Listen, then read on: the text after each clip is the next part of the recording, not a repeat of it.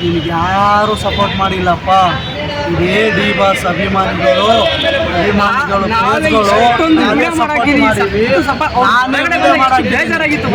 ನಾನೇ ವಿಡಿಯೋ ಮಾಡಿ ಹಾಕಿದ್ದೀನಿ ಆಯಿತಾ. ಅಂಥದ್ರಲ್ಲಿ ನೀನು ಒಳಗಡೆ ಹೋಗಿ ಒಂದು ಫ್ರಾನ್ಸ್ ಕೇಸ್ ಆಗಿದ ತಕ್ಷಣವೇ ರಿಟರ್ನ್ ಮಾತಾಡ್ತೀಯಲ್ಲ, ಅದಲ್ಲ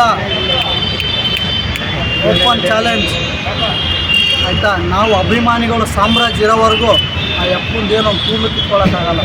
ತಾಳ್ಮೆಯಿಂದ ಇದೀವಿ ಅಷ್ಟೇ ಆಯಿತಾ. ಕೆಣಿಗ್ಬೇಡಿ, ಕೆಣಿಗಿದ್ರೆ ನಿಮ್ಮನ್ನು ಹೊರಗಡೆ ಬಂದಾಗ ಇದೇ ಡಿ ಬಾಸ್ ಫ್ಯಾನ್ಸೇ ನಿಮಗೆ ಜೈಕಾರ ಹಾಕಿದ್ದು ಹೋಗಿತ್ತು. ಯಾಕೆ ಹೇಳಿ, ನಮ್ಮ ಬಾಸ್ ಜೊತೆ ನಡೀತಾರೆ, ಮುಂದೆ ಒಂದಿನ ಕಷ್ಟ ಸುಖದಲ್ಲಿ ನಮ್ಮ ಜೊತೆ ಇರ್ತಾರೆ ಅಂತ ಅಲ್ವಾ. ಪ್ರತಿಯೊಂದು ವಿಷಯದಲ್ಲಿ ಸಪೋರ್ಟ್ ಮಾಡ್ಕೊಂಬಂದರು. ನಮ್ಮ ಬಾಸ್ಗೆ ಜೊತೆಲಿದ್ದಾರೆ, ಸಪೋರ್ಟ್ ಮಾಡಲಿಲ್ಲ.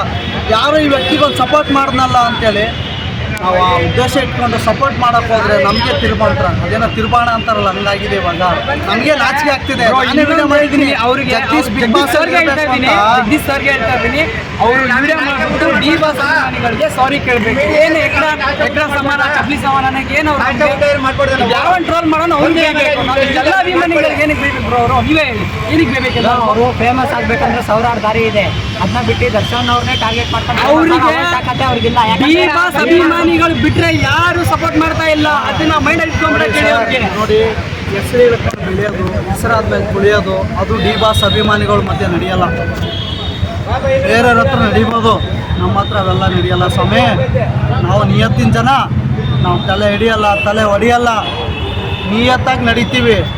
ನೀವು ನಿಯತ್ತು ತಪ್ತೀವಿ ಅಂದರೆ ನಾವಿನ್ನೂ ಕೋಪ ಎತ್ಕೊಂಡಿಲ್ಲ, ಎತ್ಕೊಳ್ಳೋ ಥರ ಮಾಡಬೇಡಿ ಆಯಿತಾ.